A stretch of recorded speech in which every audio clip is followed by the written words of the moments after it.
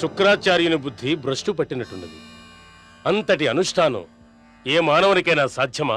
దేవేంద్ర, తమరు వైదొలగడం మంచిదైనది. ఈ అనుష్ఠానంలో అతని ప్రాణాలు పోవటం ఖాయం. 1 సంవత్సరం ఏమిటి దేవేంద్ర? ఇది 1 వారం వరకు సాగితే అంతకు మించిన అద్భుతం ఉండదు. 1 వారం అంతే. 1 వారంలో మీరు వింటారు. దైత్య గురువైన శుక్రాచార్యుడు, అతని అనుష్ఠానం రెండిటికి వేరగతి పడుతుందని. నారాయణ నారాయణ.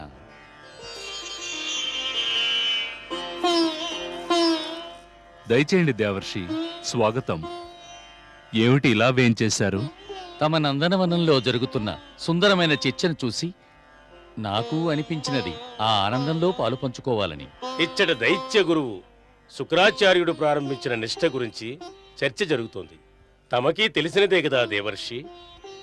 ఆ విషయంపై మీ అభిప్రాయం? నా అభిప్రాయం అలా ఉంచండి పవనదేవ.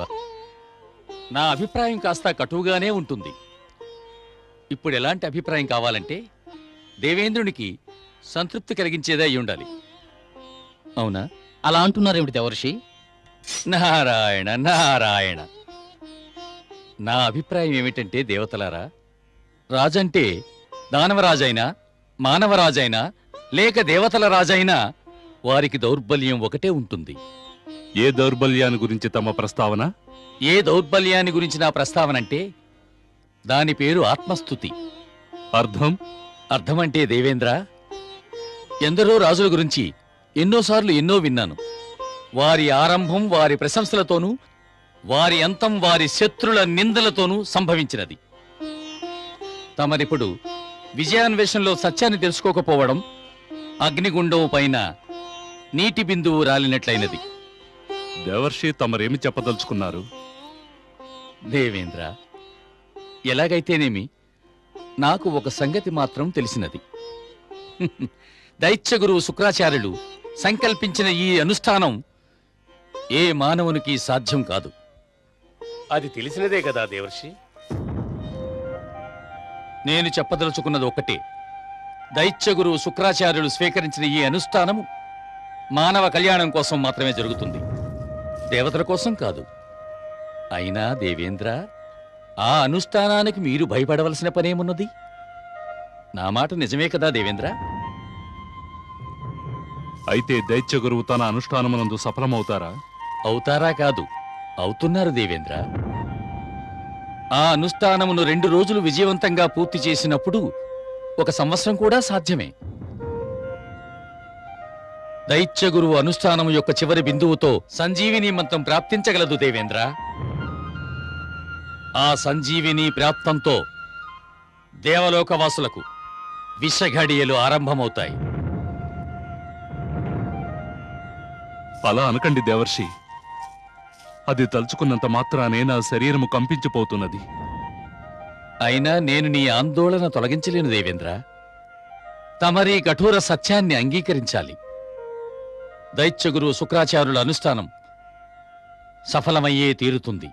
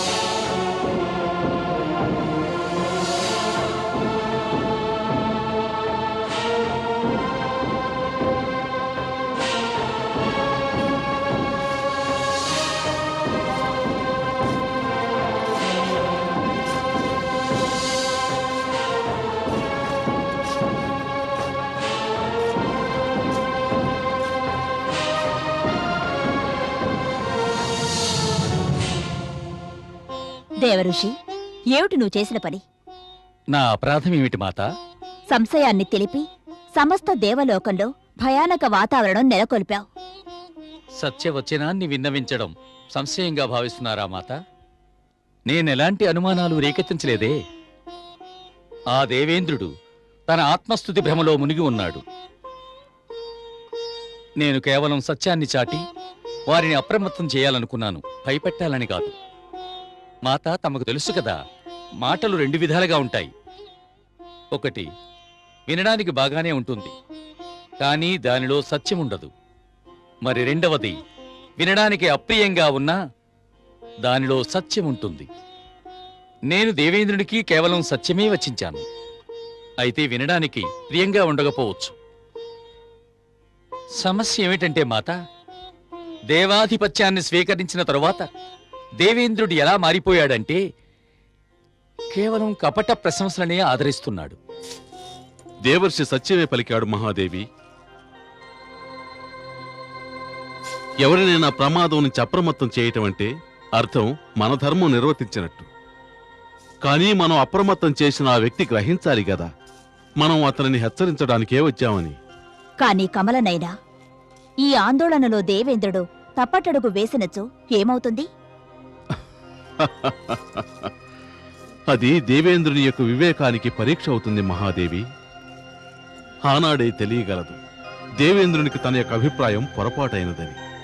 అతడు ఒక పొరపాటును సరిదిద్దుకోవడం కోసం మరో పొరపాటు చేయ సాహసిస్తున్నాడు.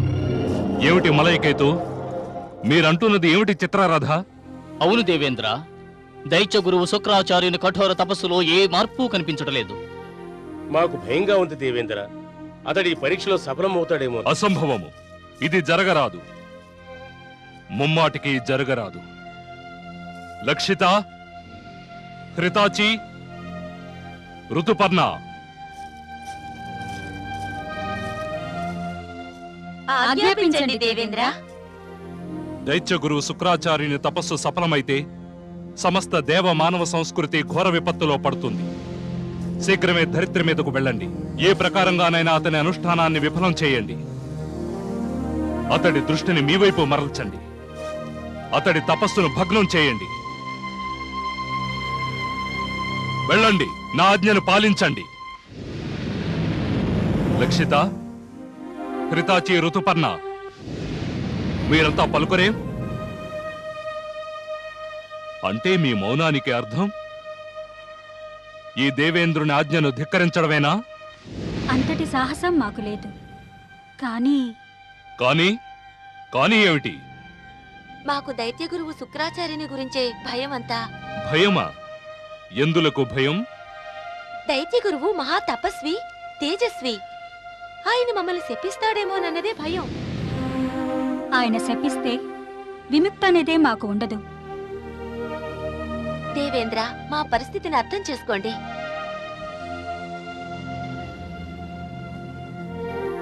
ఇది సత్యమే. కానీ కర్తవ్యం ఇప్పుడేమీ చేయలేమా? మౌనం వహించాలా? శుక్రాచార్యుని తపస్సు ఫలిస్తే చూస్తూ ఉండిపోవాలా? ఇది మహా ఉపద్రవానికి సూచనే. శుక్రాచార్యుని అనుష్ఠానాన్ని నిరోధించడం అత్యంత ఆవశ్యకం. కానీ ఎవరు నిర్వహిస్తారు ఈ కఠిన కార్యాన్ని? ఎవరు ఎవరు భంగపరుస్తారా తపస్సును? నేను సాధిస్తాను పితృదేవా. శుక్రాచార్యుల వారి తపస్సు నేను భంగం చేస్తాను. జయంతి పుత్రి, నీవా? అవును పితృదేవా. నేను ధరిత్రి మీదకు వెళ్లి శుక్రాచార్యుని అనుష్ఠానం విఫలం చేస్తాను. నీవా? వలదు వలదు, ఇది ముమ్మాటికి జరగరాదు. నేను నీవు వెళ్ళడానికి అనుమతించలేను. ఎందుకు పితృదేవా? ఎందుకు అనుమతించరు? ఎందుకంటే నీవు నా పుత్రికవు. అంటే ఈ అప్సరసులు వీరు మీకేమీ కారా? వీరు సదా తమ ఆజ్ఞను పాలిస్తూ కష్ట నష్టాలు ఆలోచించక సేవిస్తారే. దేవలోక వాసుల హితమునకు, తమ శ్రేయస్సుకు వారి మాన ప్రాణాలు సైతం పణంగా పెడతారే. వీరు తమ పుత్రికా సమానులు కాదా? వీరు దేవలోక వాసులే కదా పితృదేవా. అవును, నిస్సందేహంగా. కాని వారికి నీకు తేడా ఉన్నది. ఏమిటా తేడా పితృదేవా? వారి కర్తవ్యమేమిటంటే పురుషుల దృష్టిని ఆకర్షించుకోవడం. స్త్రీ పురుషుల మధ్య ఒకరిపై ఒకరికి స్వాభావిక ఆకర్షణ ఉంటుంది పితృదేవా. కానీ ఈ ఆకర్షణ ఒకరినొకరు ప్రేమించుకోవడానికే, ఒకరికి మరొకరు ప్రేరణ కావడానికే. స్త్రీ పురుషునికి బలహీనత కాదు, బలాన్నిస్తుంది పితృదేవా. స్త్రీ మనసును రంజింపచేసే వస్తువుగా భావించవలదు. ధైర్యంగా నన్ను పంపించండి. నేను దైత్యగురు శుక్రాచార్యుని అనుష్ఠానం ఎలా నిరోధిస్తానో చూడండి. నన్ను అనుమతించండి పితృదేవా. లేదు పుత్రి, లేదు. నీకా దైత్యుల గురించి తెలియదు. వారు నీచులు పుత్రి. సౌందర్యం, యవ్వనం చూసి వారు ఉన్మత్తులవుతారు. జంతువులతో సమానుల ఆ దానవాదములు. నిన్నచ్చడికి వెళ్ళడానికి అనుమతిస్తే ఘోర విపత్తులో నిన్ను తోసివేసినట్టు అవుతుంది. కానీ గురు శుక్రాచార్యులు దానవులు కారే. వారు దానవుల యొక్క గురువు మాత్రమే, ఆయన దానవుడు కాదు. తమరు నిశ్చింతగా ఉండండి పితృదేవా. నాకే భయమూ లేదు. ఎలాంటి ఆపదనైనా ఎదుర్కోగలను. సెలవియండి.